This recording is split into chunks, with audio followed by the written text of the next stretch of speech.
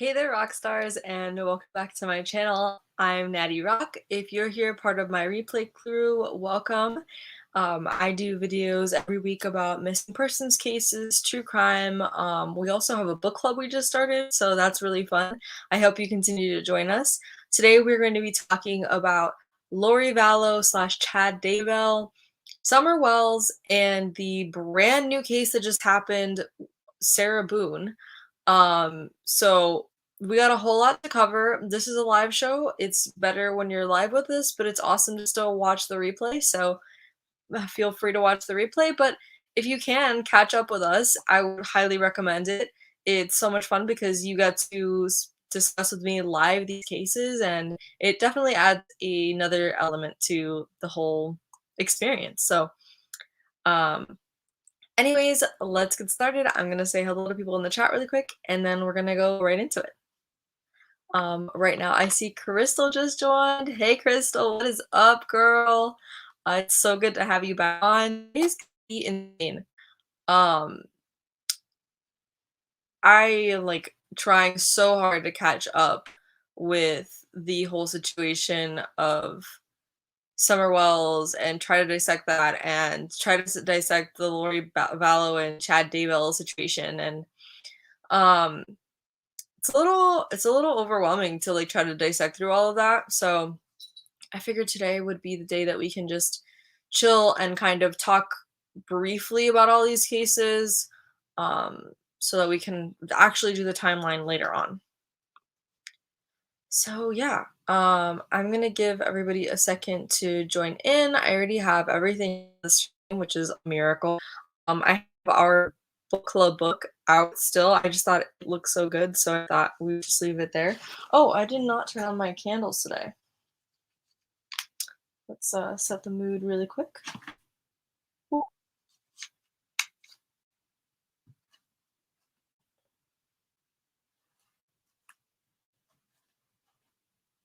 There we go. All right, so first off, we're going to be talking about the Sarah Boone case coming out of my home state of Florida. Florida woman out here, like, this case was really disappointing for me. Dragon Man just joined. Good evening. It's so good to see you.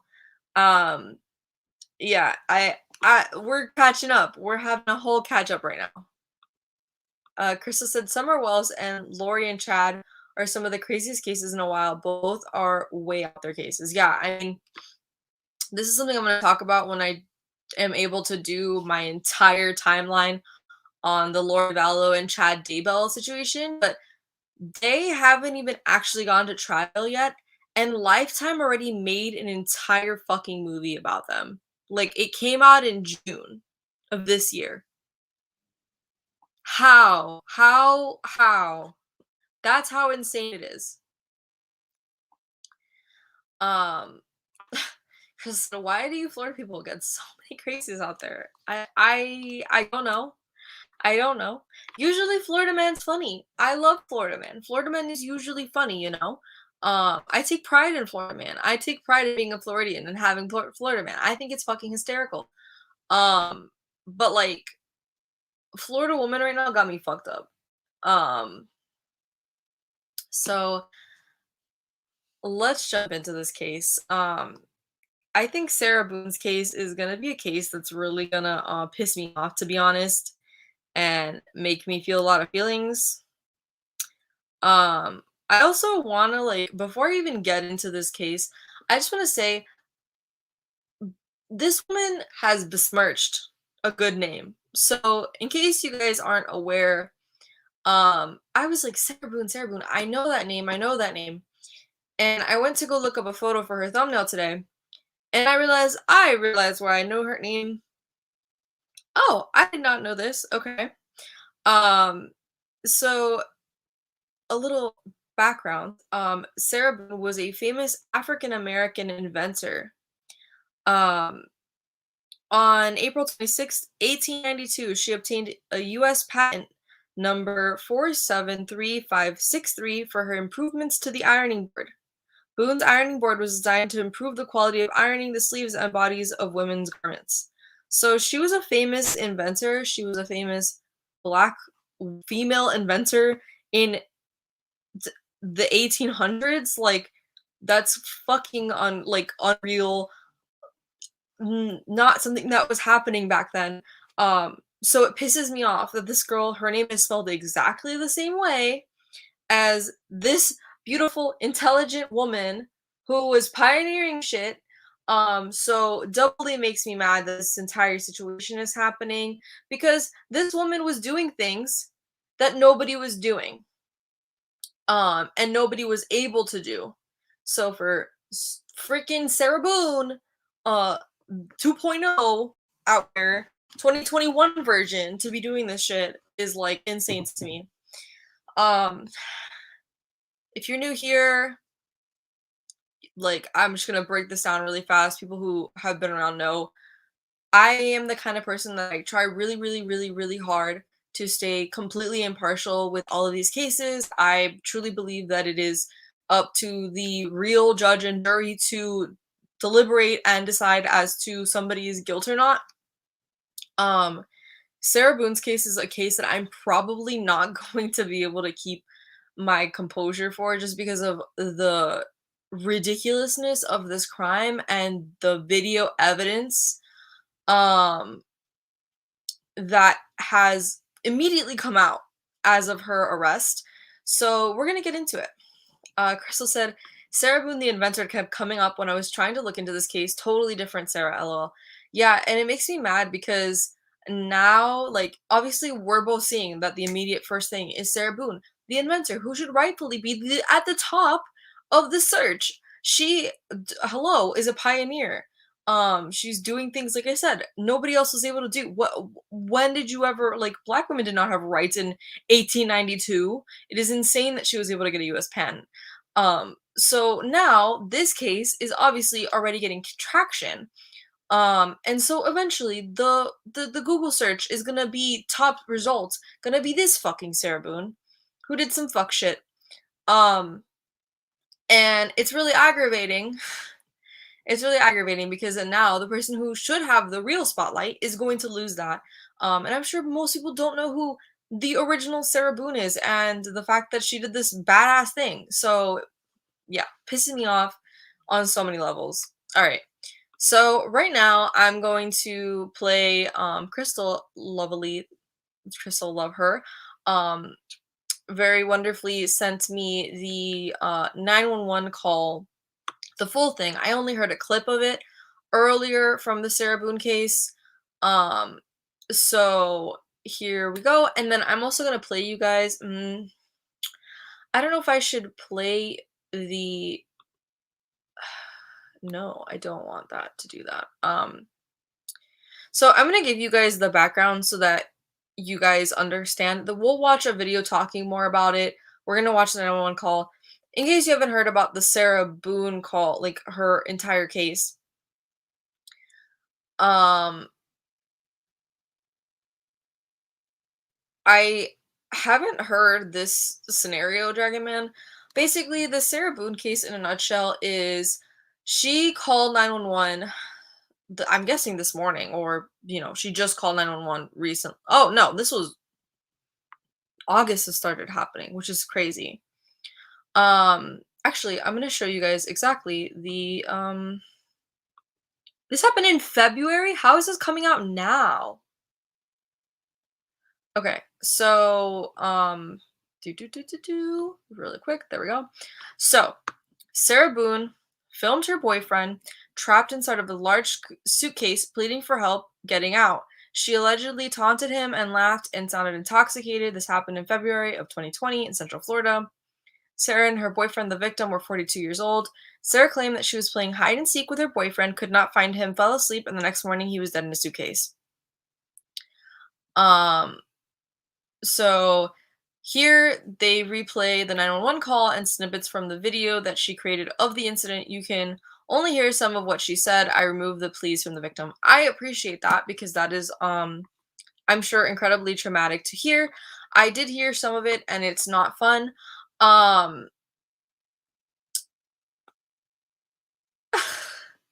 Sorry, Crystal and John going off in the comments. Um, so I can't recompose after that. I can't look at you guys right now.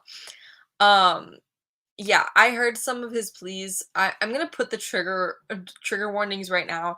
This stream is good, like I said, covering Sarah Boone. It's covering Lori Vallow, Chad Dabel, and Summer Wells. These are all incredibly convoluted cases in the way that they everything kind of went down, and there is talks of murder in this. Obviously, this is true crime.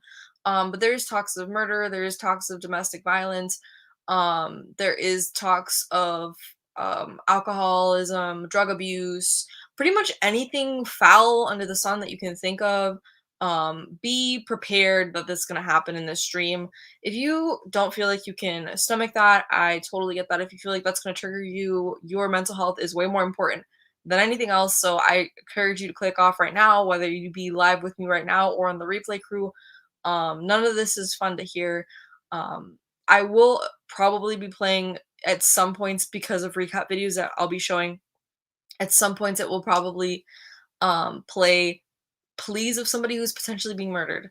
So if that's something that you can't handle, I totally get it. No judgments here. Please click off. All right.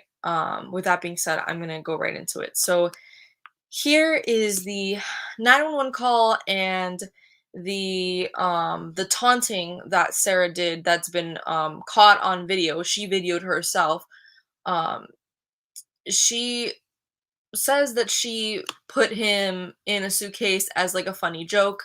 Um, and like as part of this hide and seek game, which doesn't make any sense. Why would you like that doesn't add up to me.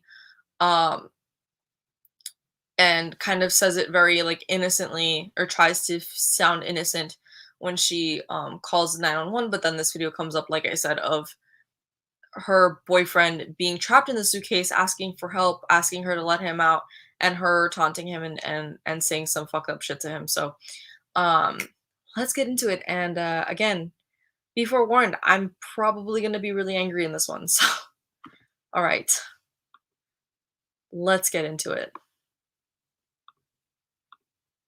Location of your emergency. 4748 France Court, apartment 3. Oh, wait a minute, sorry. I know you guys are probably having the double echoed. 1 second. There we go.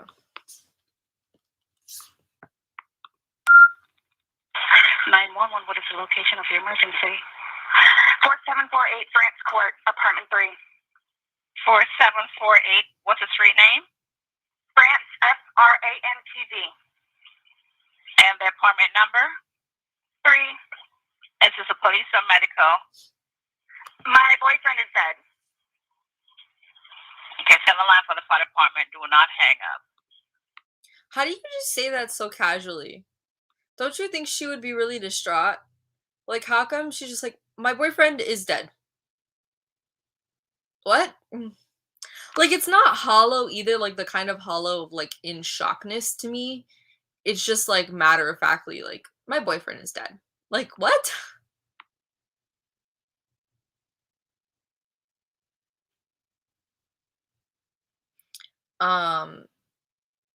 So I'm gonna, before I put this comment up, this is alleged Crystal's opinion, not necessarily endorsing this thought. Crystal said Sarah went back and forth with if she was drunk.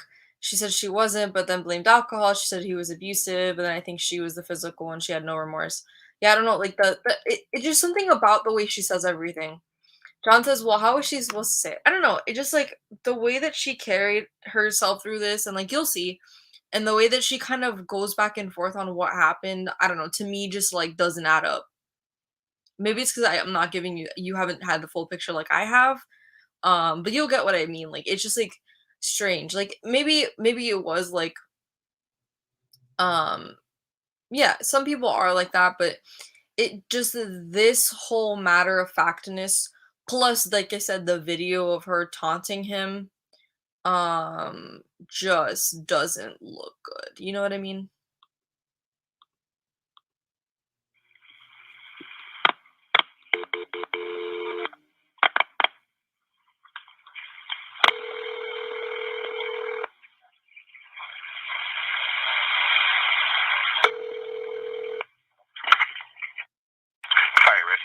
Mrs. Murphy. Excavator 2. No, please don't leave. 4748 France Lane, apartment 3.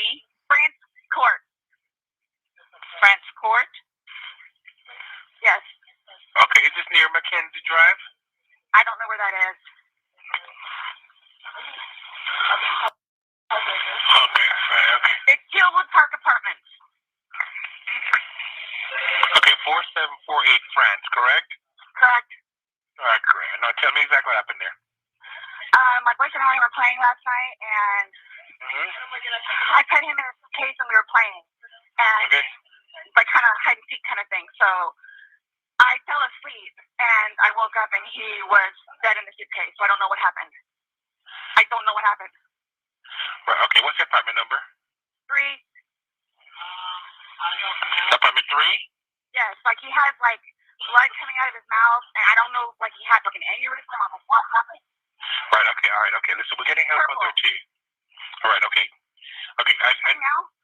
okay, yeah, man, listen, we're on our way out there. You're at 407-716-8684.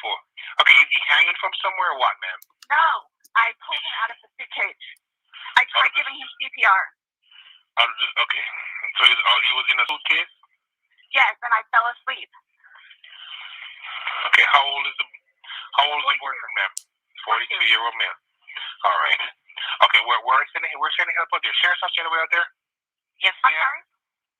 Yeah, okay. All right, listen to me. Okay, I just need to confirm this one. All right, I understand. I just need to confirm this. Is he awake at all? Is he conscious at all? No, he's purple. Is he breathing? No. All right. I need you to get him on the floor, flat on his back for me, okay? I did. I tried giving him CPR. All right. I tried giving him CPR. Yeah, okay. But nothing happened. He's purple. Okay, listen to me. There's a defibrillator available. I need you to get it for me, okay? What is it? You have an AED available? No. All right. Do you right by him now? I'm sorry? Okay, so like I will say that she does sound a little bit more concerned like as the call goes on. But let me see if I can get you guys I want to get you guys like just the straight video of her saying these things to her boyfriend, cuz it was not pretty. Again, disclaimer, trigger warning.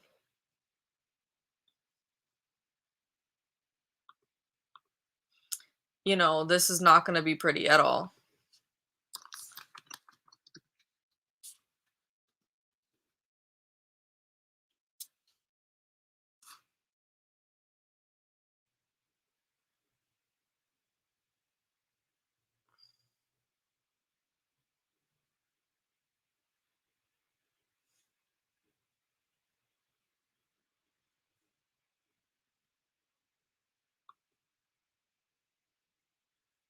Oh, they're calling this the Suitcase murder case now. God damn it.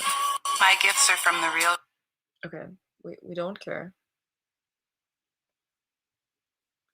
Okay, I think I found a good one. I think I found one. At least this one's from like a news source, so it's not going to show the same 3 images over and over again, which is like really annoying to me, to be honest. It's like weird timing and like awkward, and I don't like that. I don't know if the 911 call is necessarily illustrating the best thing. I don't know.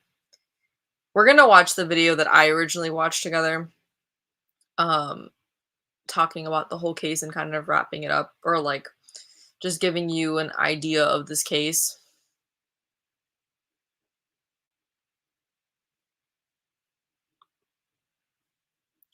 If we can get it to load. If we can get it to load.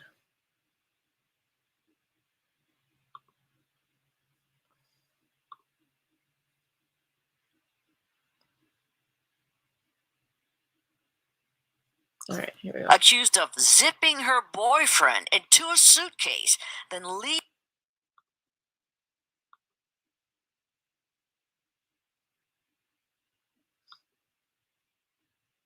Of course.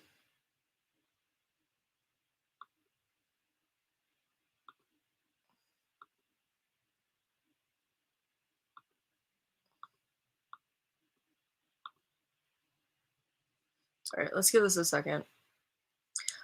Crystal said, crazy little detail. She called her ex-husband. He came over and then told her she needed to call 911. The ex is there during the 911 call. Name? Sarah Boone. Sarah Boone stood before a judge today. We're gonna let this load really quick. She says that's weird to me. Yeah, Today, I could see accused that. of committing one of the most bizarre murders in recent Central Florida history. Accused of zipping her boyfriend into a suitcase. What is happening? In recent Central Florida history. Accused of zipping her boyfriend into a suitcase. I love how it's like in recent Central Florida history. Like, yeah, we know. I'm a Floridian. We know that we got some fucking ridiculous, insane ass murders and like true crime stories. I was just like, I'm sorry, but like between Casey Anthony, this Gabby Petito case, and now Sarah Boone, like I'm proud Floridian, but these damn cases got me fucked up. All right. Then leaving him to suffocate to death. You were arrested for second-degree murder.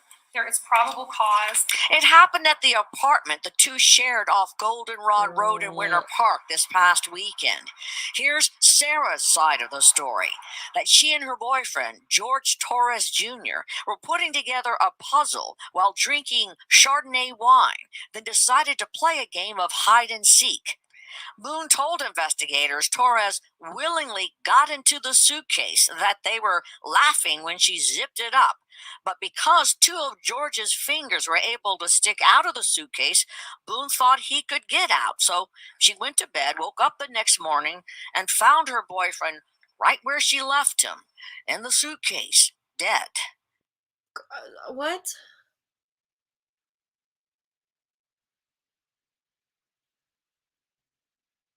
Like, none of that makes sense to me. Like, even, like, let's say, like, we're in this bizarro world where my partner decided that it would be funny, like, we were, like, just messing about, and me and my friend one of us decided to get in a box or something. Like, not even a suitcase. The suitcase is ridiculous. A box or something. Whatever. Like, it's a joke. I wouldn't just go to bed and leave them in the box. Like, I've known people to, like, get in small spaces as, like, a joke. Like, I don't know, I have a laundry basket in front of me. I could see one of my friends or somebody I know just kind of as a joke be like, I fit in this laundry basket. But, like, I wouldn't just leave them stuck in the laundry basket. Even if they thought they could get unstuck, I'd be like, okay, well, get out now. Haha, like, that's it. Like, get out. The fuck? Why would you? That makes no sense. That makes absolutely no sense.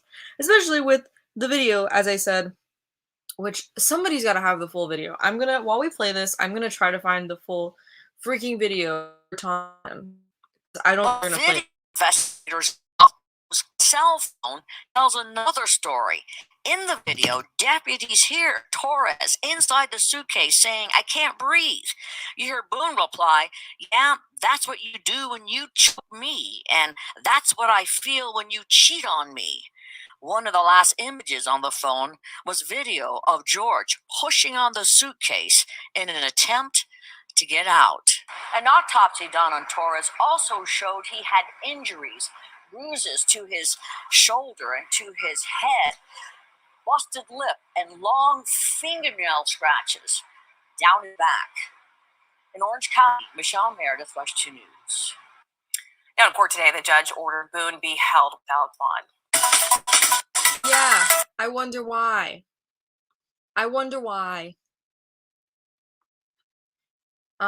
We got a new person who just popped in the chat.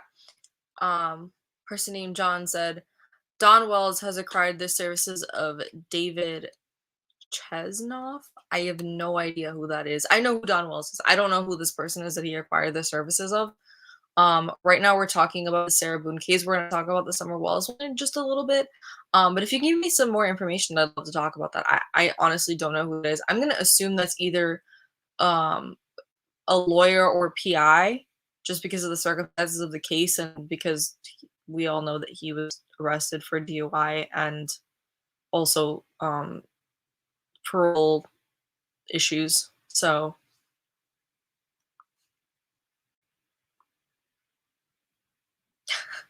Crystal says, when I was 9, I turned on the dryer, turned the dryer on my sister in it, but eventually I let her out. Not quite the same situation, but she still brings it up.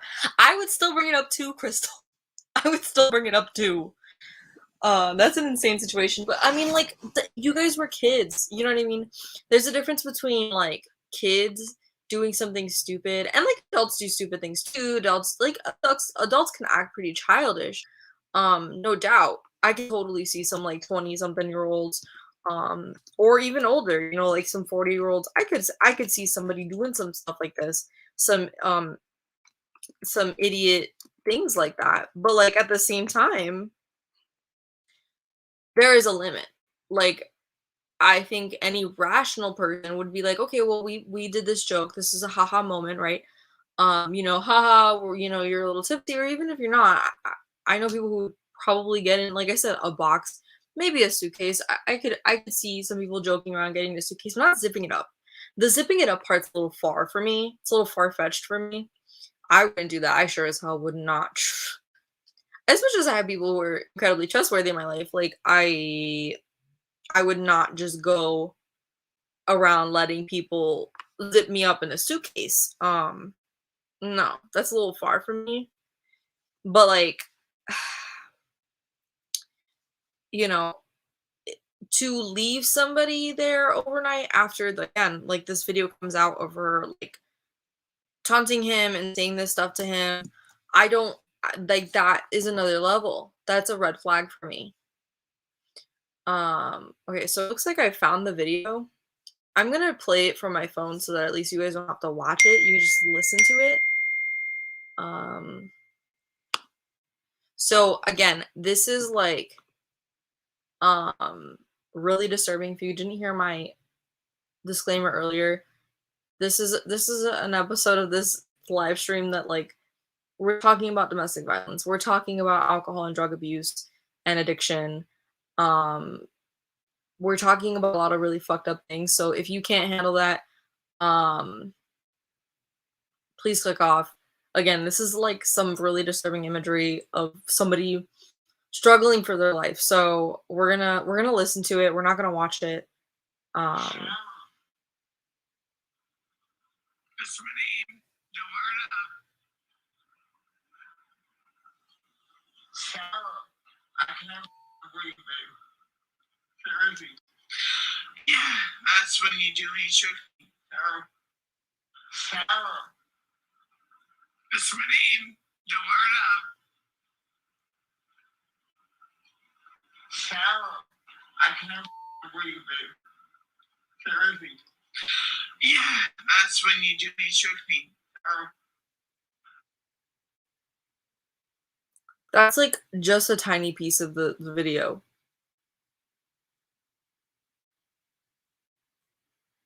Like he is literally telling her, I can't breathe. And he's like, that's my name, don't wear it out.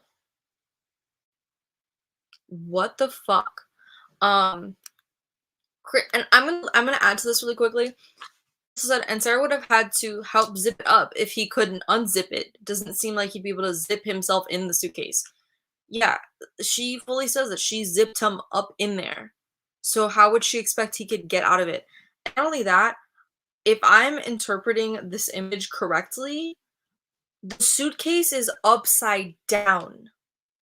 How is he supposed to flip himself over? And how did he get flipped over in the first place? It's a little difficult to see here, but let me see if I can. Do they have an image of this?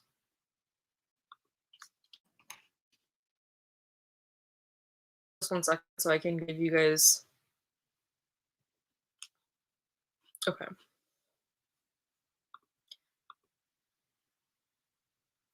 Do you see the suitcase? Come on, stop it. Stop it.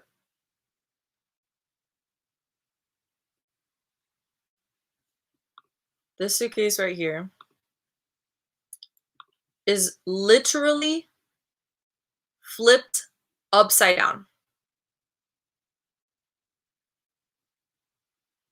Oh my god, stop it. The handle is to the bottom, like the lift handle. Below that is the actual zipper to get in and out of the bag.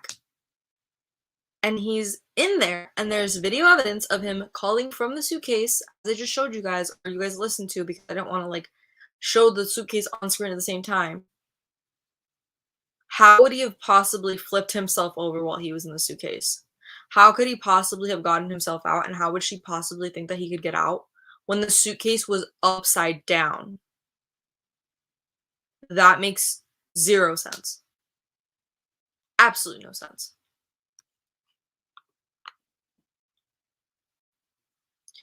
Dragon Man said, when I was in the army, we had sleeping bags. I always like to have one hand outside of the sleeping bag. Yeah, I would want to have more than just one hand out of the sleeping bag, to be honest. That would freak me out. Chris said, Sarah sounds so childish. That's my name. Don't wear it out. To me, it's not just childish in this moment. It is so much more than childish. She sounds genuine. Like, she does sound childish, but she sounds like not childish in like an actual child way. It's pettiness. It is absolute pettiness and annoyance. Like, she sounds like a fully grown adult who's annoyed and is petty. Like, Sarah, that's my name. Don't wear it out. that was not like a childish thing. Like, being childish about it would have a different tone to it. You know what I mean? This was petty pissed offness. Like, oh my god. Danette joined the chat. Welcome, Danette. Good to have you back. Danette's opinion on this case is Boone killed her man. You would have to be really burnt out on drugs to believe some lame-ass story as to jokingly leave him there while you go to bed. Yeah, right. I mean, like I said, I usually don't like to make statements and say anybody's guilt, but this does not look fucking good. And to me, this entire thing, I mean, you have the video evidence of her taunting him. This one didn't show it, but there was a point where he's like, I can't breathe. And she said, and I'll show it to you guys in a second. And she said, that's how I feel when you cheat on me. Honey, girl, sweetie, if a man is cheating on you, if anybody you're with, if your significant other, your partner, your boyfriend, your girlfriend, whoever the fuck, whatever gender, I don't give a shit. If that person is mistreating you, if they're cheating on you, if you have a toxic relationship, if they're beating you, if they're emotionally abusive, if they're financially abusive, whatever the fuck kind of abuse, get the fuck out. Wow. I'm sorry, but like, you don't have a right to zip somebody up in a fucking suitcase and let them suffocate. That's bullshit. That's bullshit. Again, I've said this in my channel multiple times. To me, if you are defending your life, all bets are off. That is the law in Florida. You have the stand your ground law. That is a law in Florida. It's one of the reasons I'm very proud to be Floridian. Because I know that when I'm in Florida, I have the right to protect my life, the people's lives around me, the people who I love. If somebody's coming after them and actively trying to seek harm against somebody I love, I have the right to protect them. That makes me very happy and makes me feel much safer being in Florida. This was not an act of self-defense. This was not an act of self-defense. I can understand being in an emotionally abusive relationship, physically, financially, whatever, a combination of all three, relationship and feeling like you have no way out. And maybe this was an incredibly toxic and abusive relationship, and she felt vindicated in this moment. That momentary vindication, no matter how good it feels, and I'm talking to everybody right now. This moment right here, this momentary vindication that I'm sure she felt, it like saying that, like, again, I'm not trying to, as usual, again, disclaimers, nothing's been proven in a court of law. She hasn't had the final verdict. I'm not saying that you know, like, anything could have happened. If you're in the scenario that you are in an abusive relationship, you're in a toxic relationship, you're in a fucked up relationship, the person, like I said, is cheating on you, or they're violent towards you, they're abusive towards you, they're like hooked on some shit, whatever the fuck. If you're not in a good relationship and you don't want to be around them anymore and you're sick of their shit and you can't deal with this anymore, fucking leave. Find the resources to fucking leave. Find a women's shelter, find the people who love you, who's going to help you, who's going to support you, who can you find online, who can you meet, what can you do? Get the fuck out. Because that momentary vindication and that relief and that high of, if this is the situation that you're in and you feel like killing them is the answer and the option and the right thing to do, like, that momentary vindication, well, guess what? You're going to end up your entire fucking life behind bars. So what now? Who won really in the end? Who won really in the end? This pisses me off much because no matter what the fuck was happening in that relationship, this was not a situation that he attacked her and she fucking defended her life. He was stuck in a suitcase all night long, slowly dying. For what? Because she felt vindicated, because she felt powerful, because she felt stronger and cooler, whatever the fuck. Well, it's not gonna feel so fucking amazing and awesome and powerful when you're behind bars and somebody's fucking you. Like, you know what I mean? Like, it's not gonna feel nice when you're in bars and somebody's beating the fuck out of you, R-wording you, treating you like you're the scum of the earth. That's not gonna feel nice, is it?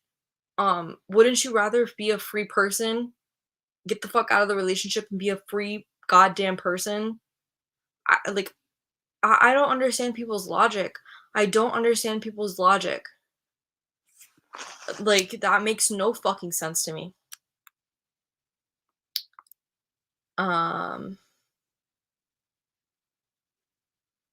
So angering. Crystal said Sarah had her own apartment, her own job. She had an opportunity to leave. She was not trapped or had any marks on her that night. I haven't heard about that, but I mean, if that's true, I mean, I will say that just because somebody doesn't have marks on them doesn't mean that they're not being incredibly abused. That's just one form of abuse. And people will find ways to not leave marks and beat the fuck out of you. That's just the reality of the situation. But like, it's not, yeah, like, and sometimes people feel like, and I will say, like, people sometimes, even though they have their own stuff, still might feel like they can't get out, even if they have their own kind of separate life. In this way, it doesn't necessarily mean that they can't feel trapped. But there's always a way out, and at 40 something years old,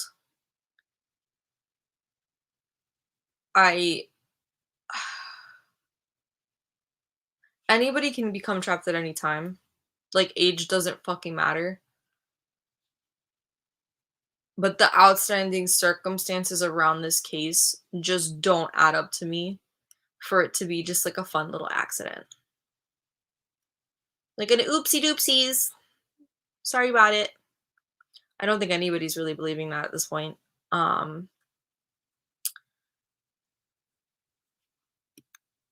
Crystal said they were both 42. Yeah, I mean, I would hope that at 42 you would have lived enough life to understand that there's a way out. But like, I don't know what her mental state was at. I don't know, maybe she really thought she could get away with this. Maybe she thought that like this little oopsie doopsie story was gonna work. Maybe she was so fucking drunk that, or high off her ass or whatever the hell, that she really thought that like she didn't even remember that video happening. I don't know where she was at, what she was doing, any of that shit. But like, I don't know. To me, there's not an excuse for doing this shit.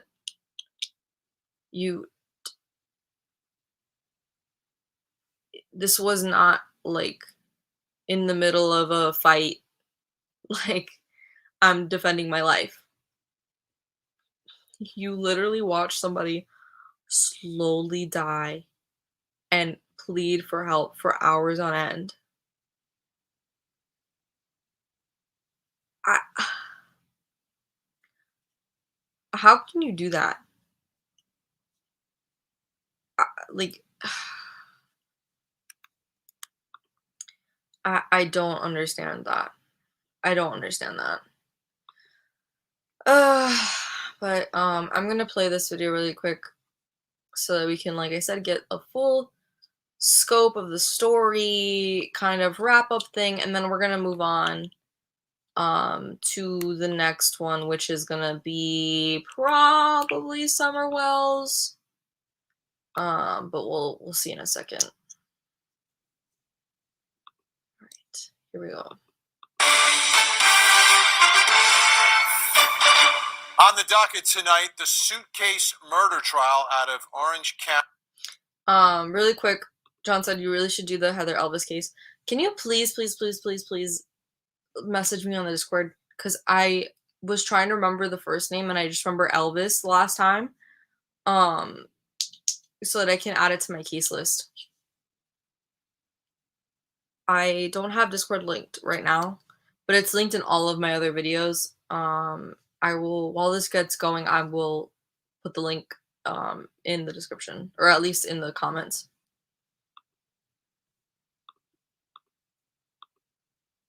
County, Florida.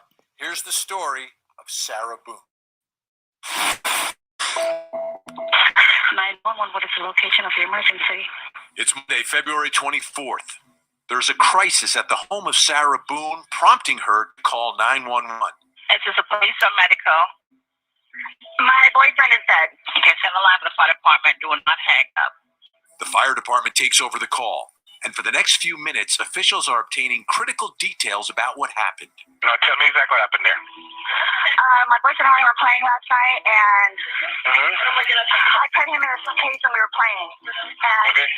like kind of hide and seek kind of thing. So I fell asleep and I woke up and he was dead in the suitcase. So I don't know what happened. Okay, is he hanging from somewhere or what, ma'am? No, I tried giving him CPR. Fire and rescue instruct Boone on how to give chest compressions. Just keep on pumping. That's all you need to do for me. Keep on pumping his chest for me. I need you to stop and talk or anything. I just want you to count out loud for me, okay? 31, 32. Please hurry. Okay, man, they're getting as fast as they can, okay? He's deaf and he's purple. EMS arrived within minutes and advised Boone that her boyfriend, Jorge Torres, had been down too long and there was nothing more they could do. Boone explained she and Torres were drinking the night before and thought it would be funny if he got inside of a suitcase for a game of hide and seek. The next day, deputies returned and arrested Boone and charged her with second-degree murder in Torres' death.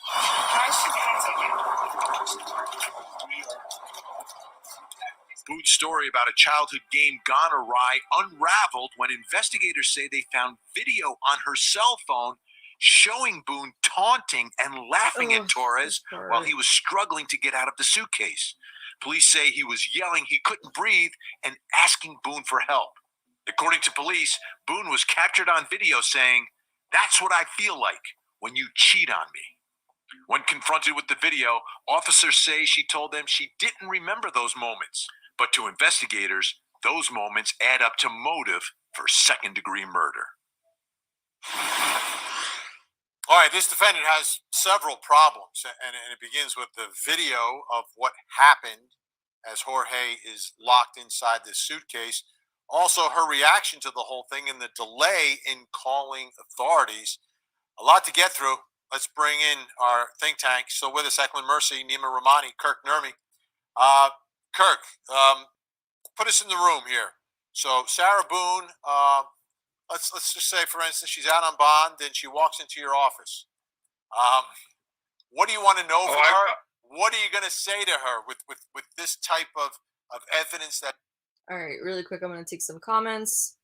John was saying, adults playing hide and seek.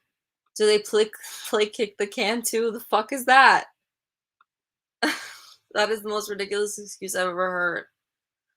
I mean, I will say that, like, I've seen adults play hide and seek, or, like, people want to call it manhunt when they're older, because, like, that sounds cooler. Um, but, like, I've seen adults play hide and seek. I don't think that's, like, the most ridiculous thing I've ever heard. Um, but as an excuse for murder, I'd have to agree that is fucking ridiculous. John, you know perfectly well what state this was in. Danette said, "Oh wow, yeah, yeah, yeah, yeah. Fuck this case, dude." That exists. So I'm trapped again, Vinny. I can't run away. I would be looking for any plea deal I could get, right? Because the evidence is so overwhelming. And like Nima's probably going to tell us, this is a case where a prosecutor doesn't need to offer a plea deal. He could, anybody could try this case in like 2 days and garner a conviction, right? It's surprising it's not first-degree murder.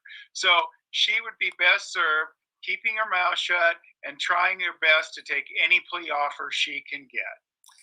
Eklund Mercy, I want to play for you 16 seconds of the video of Jorge trapped inside of that suitcase.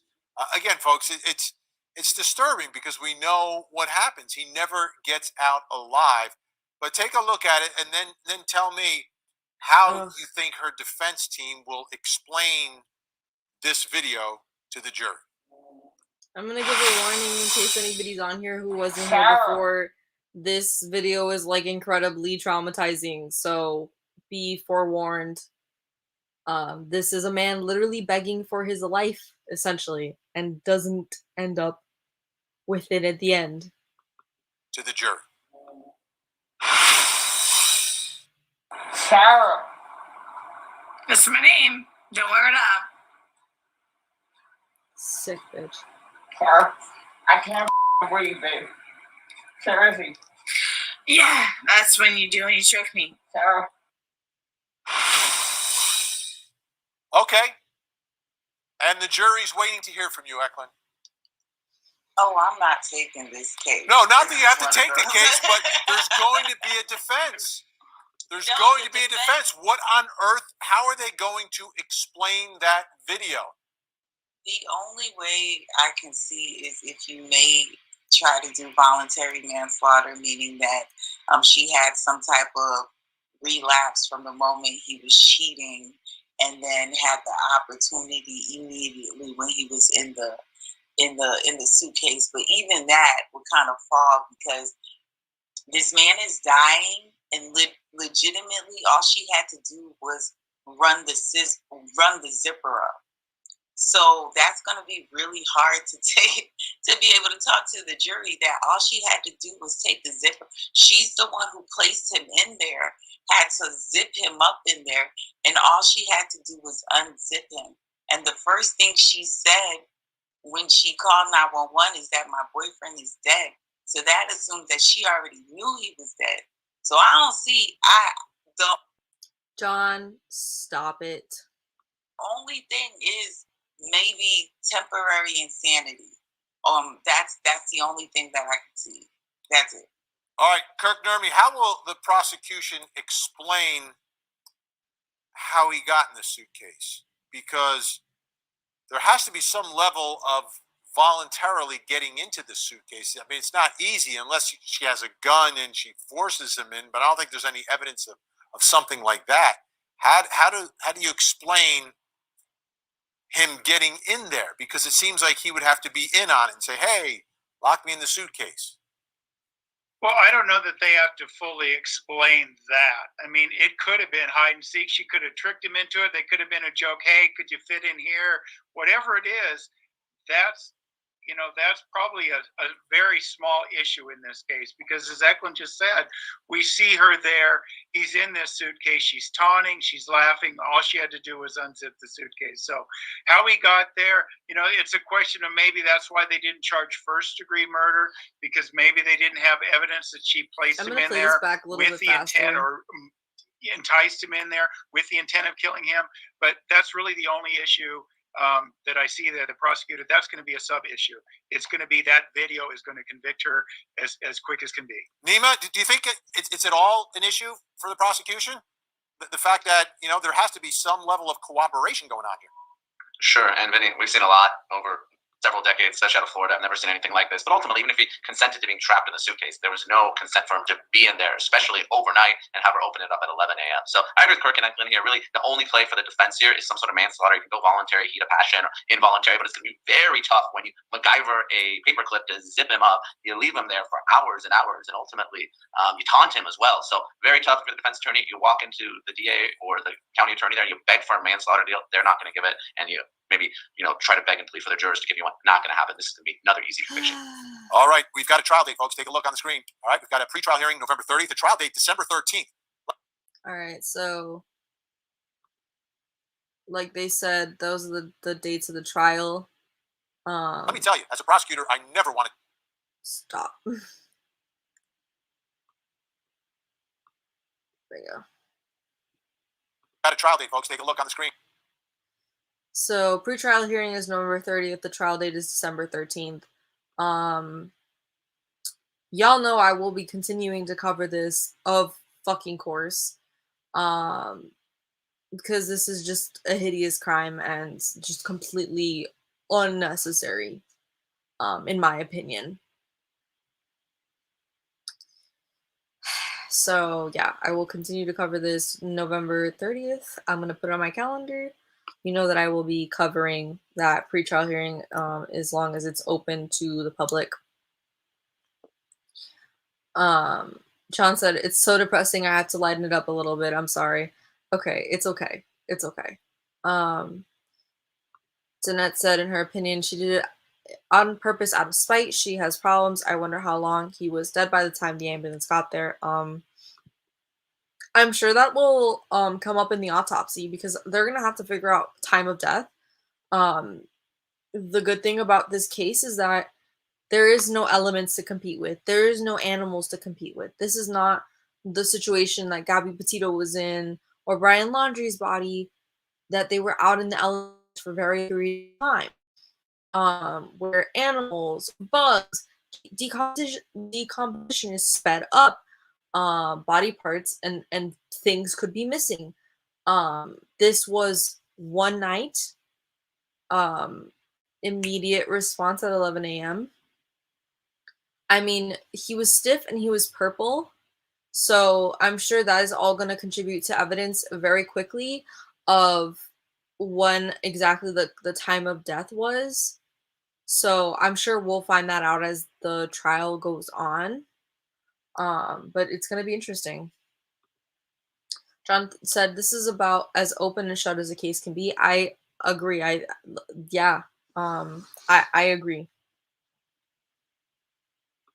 Sinet said, at John, you said it, buddy. And Crystal said, smash those likes. I double dog dare you. Thank you, Crystal. Yeah, so I agree. I think this is a case where it's pretty obvious what happened. I think it is pretty open and shut, just like they were saying on Court TV, and just like John was saying, it's still a very angering case for me. I think it's even more angering when like you've had experiences yourself, others, people you love who are in really, really fucked up relationships and toxic, abusive relationships. And none of those people fucking killed the other person. You know what I mean? Like, you got out, you get out. You get out when you can, you get out. You don't need to kill somebody. This was not a situation where she needed to kill him. Again, sometimes it does come out to that. Sometimes it got to the person who's been abusing you finally decides to take it over the edge and wants to fucking kill you. You know what? That's it. All bets are off. You defend your life with everything you've goddamn got. 100%. I agree with that. But this was not this is not a moment. Somebody who's trapped in a suitcase is not a threat. That wasn't, you know what I mean? Like, this is so angering to me.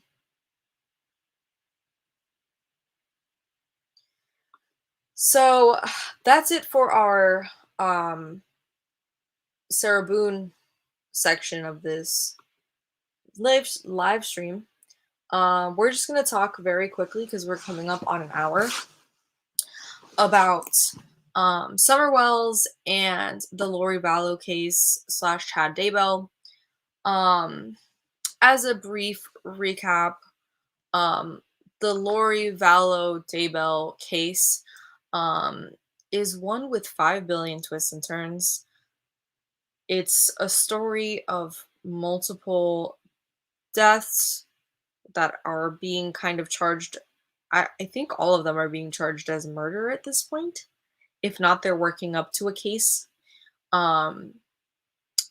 It is a story of two people getting married, being part of a doomsday cult, going off to Hawaii when there is this allegation that before they went on their nice little tryst to Hawaii, killing two of their own children. There is a dead wife, a dead brother, 2 dead children, and 2 people nowhere to be found for months and months. It is a fucked up case and a half. I'm in the middle of trying to dissect this whole case and put it together for you guys for a timeline. It's definitely not easy to try to wrap my head around everything. I was trying to get it done for today because Chad Dabel was originally supposed to be standing trial starting today. So that was postponed, but like nobody was really reporting on the fact that it was postponed. Chad Dabel actually signed away his rights to a speedy trial. I don't exactly understand or know why they have decided to go this route. Lori, who is the other person in this case, as Crystal is saying, is still refusing to take her meds, so she's still in the mental hospital. Who knows when she'll make it to court. Yeah, it seems to me like they are trying to prevent having to go to court as long as possible. Which, I don't know, it's just not, it doesn't 100% make sense to me because you're still going to be stuck in a mental hospital and or jail. So what's the point of postponing like court? There's no point. You're still stuck in jail. Like, Crystal said, JJ and Kaylee, yeah, to give you guys more background. So basically, in a nutshell, Chad was married, Lori was a divorcee, Chad was still actively married. All of a sudden, there was like an active hit on his wife. Then, like a little bit later, she was killed. 3 weeks later, after that, he went off and married Lori. In between all that, Lori's brother was kind of said to be the one that could have killed the wife, and then Lori's brother died. And in the middle of all that, as Crystal is saying here, after all that insanity, Lori's 2 kids, JJ and Kaylee, were missing for months and months and months, and everybody was trying to find them all over the damn world and figure out where Lori went with Chad. Where's Lori? Family members are asking, where's Lori and where are the kids? And nobody's anywhere to be found. Everybody's like, Lori, where are JJ and Kaylee? Where are JJ and Kaylee? Where are the kids? Where are the kids? Where are the kids?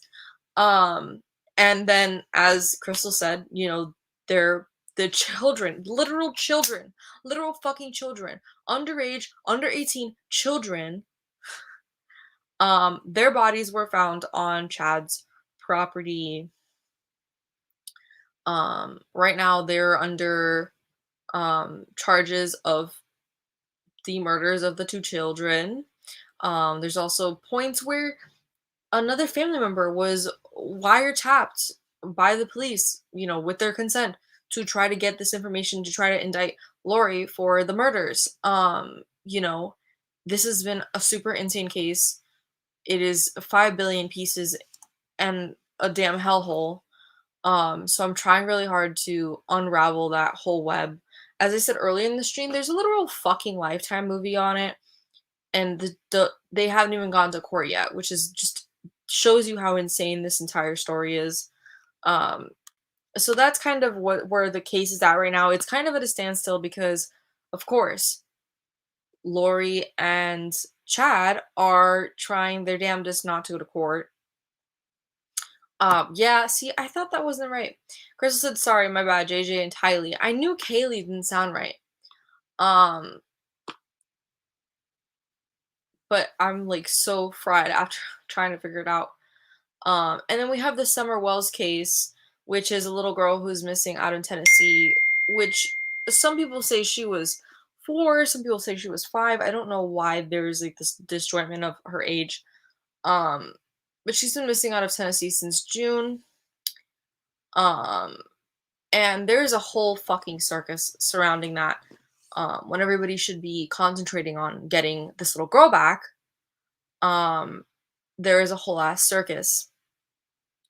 So I have the whole timeline of like event for the most part up until a certain point. I have a lot of the timeline battened down, but I need to of like where the search efforts are, where the police were at, what press conferences, how many press conferences happened, all of that stuff.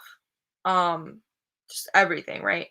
But what I need at this point is the background on the family, because there has been a lot of accusations from people, or, you know, pointing me in the direction of, hey, there are all these videos online of Summer Wells' family going on these live streams, her father being drunk, saying all this crazy stuff, seeming to be very abusive to each other, having a really toxic, abusive relationship, these allegations of domestic violence, abuse, alcohol abuse, drug abuse.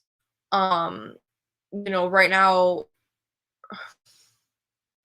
Summer's father, as I said earlier in the stream, was arrested for a DUI, which he was actually already on parole as of April from before Summer even went missing. And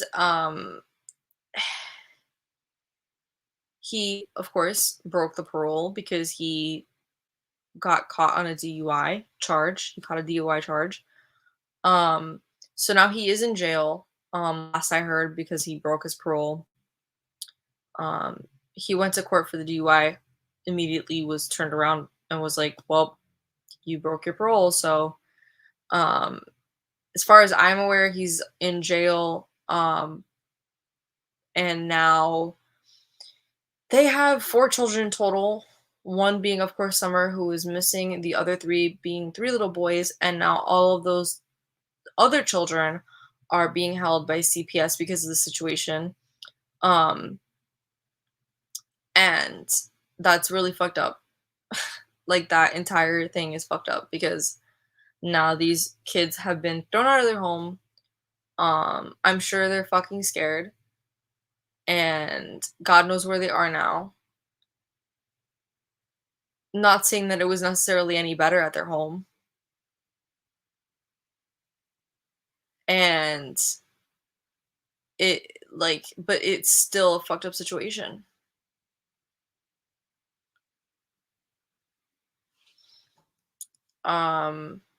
Alright, so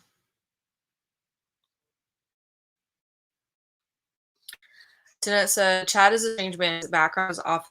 As far as I heard, he was a writer who wrote Apocalypse LDS books, like a fucking shit ton of them, which is really weird to me.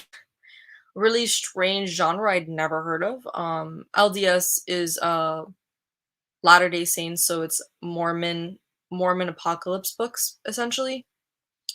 The full name for like the Mormon church is the Church of Jesus Christ of Latter-day Saints, which is like just a fucking mouthful and a half. And Mormons don't want to be called Mormons anymore based on their church. The church wants everybody to be called Latter-day Saints, which is a fucking mouthful. And last time I checked, the average Joe isn't a saint. But that's a whole nother topic for another day. Crystal said the parents don't even know her birthday. Wait, what? That probably caused a lot of the confusion. February 4th, by the way. Do you know what her birth year is? Because I couldn't find that anywhere. How'd you find out her birthday was February 4th? And where did you see that her parents didn't even know her birthday? Can I get more info on this? Crystal's making fun of somebody. I have no idea what joke you're talking about. Can you give me some more clarification about the joke that they played on Summer's father's sister? I had a feeling that he was, but I hadn't gotten confirmation. Crystal said Don was bailed out less than an hour after his arrest. He had another court date. Even after the parole, breaking the parole, how is he not in jail right now? I don't understand. That's another thing, which is just such a weird part of, I guess, the Lori Vallow Chad Dabel case and the Summer Wells case. Danette says Chad had a podcast, an apocalypse. Yeah.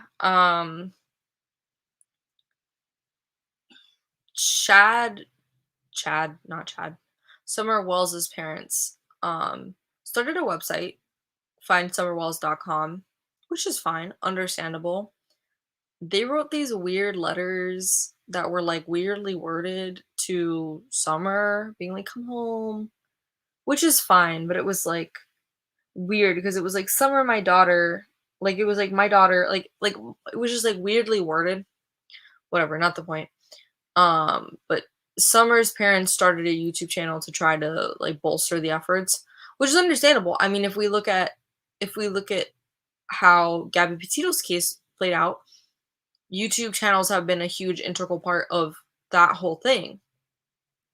So it makes sense. I get it, but they're going on all these other channels as well. I haven't watched their channel yet. I haven't had the stomach to watch any of the videos of them going on other channels because, as I said before, there has been as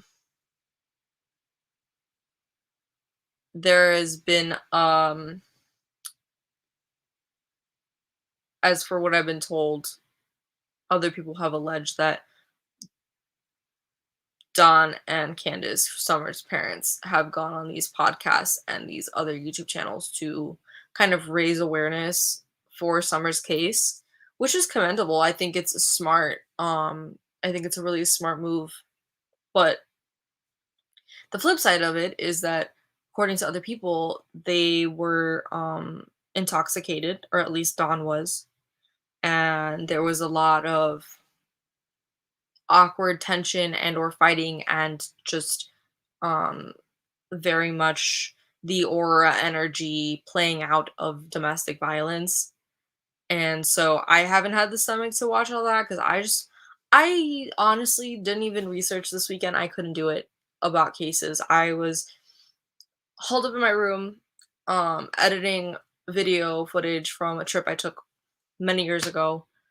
And I think tomorrow we're probably gonna do a video stream of like editing together. But because I gotta take a break sometimes from this stuff. But the both of these cases are insanity, and I just haven't had the stomach to watch this stuff. And I'll probably just include, when I do my timeline, links to the videos so that we can just watch together, and I don't have to sit there and watch it by myself and then have to rewatch it with you guys. It's just a lot. Or maybe I'll just be like, side note to here, and then like in a second, like part 2 video, watch the video with you guys.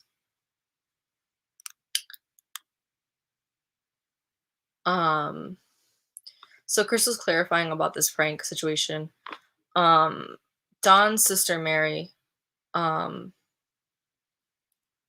this prank. So Candace called Mary, playing a prank on Mary, crying, saying Don was arrested or taken by the Mexican cartel. It was insane and great acting. Um,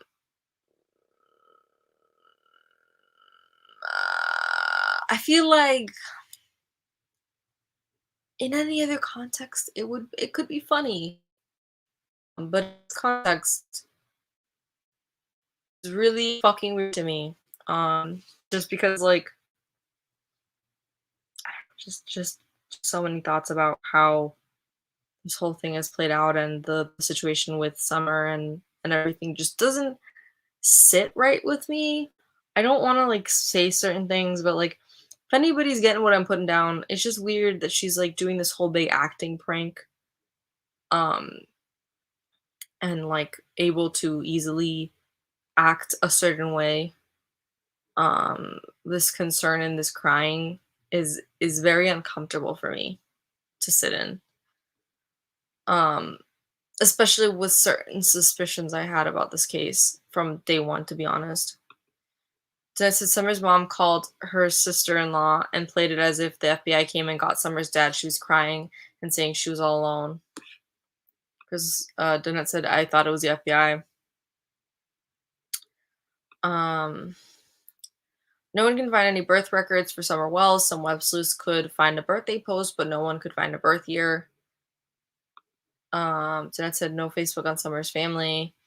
Danette said, Crystal said at Danette, Candace changed who took Dawn. At one point, it could have been the FBI. It was crazy and so hard to follow. Danette said she had time to play a joke and no time for her daughter. When was this joke? Was this before Summer went missing? And like the footage resurfaced or something?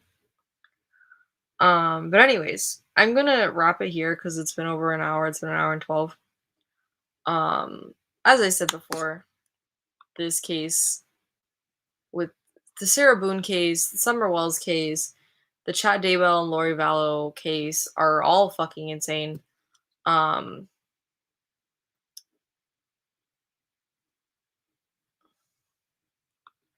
Crystal said the prank was just a mean joke on Mary, not to be funny. They're just horrible people. I mean, trying really hard on this one. Anyways, before November 30th, I'm going to try to get a timeline together on the Sarah Boone case and kind of some background info on her. And then we can watch the court case together. I'm going to have the Summer Wells one hopefully soon and the Chad and Lori Dabel one hopefully soon. I honestly might push the Chad and Lori Dabel back one back, just since now we know that like their case was pushed kind of indefinitely. Maybe till later on, maybe next month or something. But yeah, that is all.